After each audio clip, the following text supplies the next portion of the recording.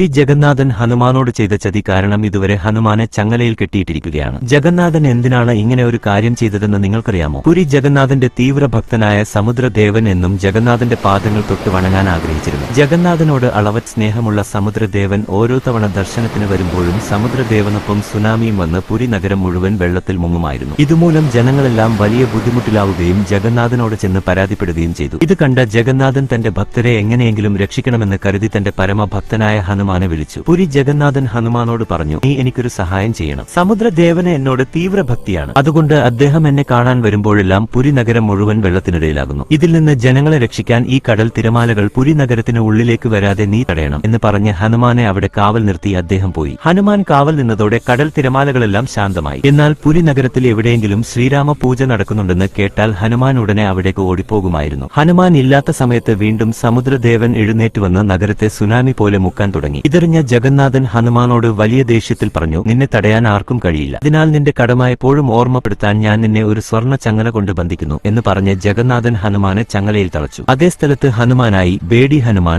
ഹനുമാൻ എന്ന ക്ഷേത്രവും നിർമ്മിക്കപ്പെട്ടു. ഈ ക്ഷേത്രത്തിലെ ഹനുമാൻ വിഗ്രഹം ഇന്നും ചങ്ങലയിൽ ബന്ധിക്കപ്പെട്ട നിലയിലാണ് ഉള്ളത്. നിങ്ങൾക്ക് ഈ കഥ ഇഷ്ടപ്പെട്ടെങ്കിൽ ജയ് ശ്രീറാം എന്ന് കമന്റ് ചെയ്യൂ. ഈ വിവരം ഇഷ്ടപ്പെട്ടെങ്കിൽ ലൈക്ക് ചെയ്യാനും ചാനൽ സബ്സ്ക്രൈബ് ചെയ്യാനും മറക്കരുത്.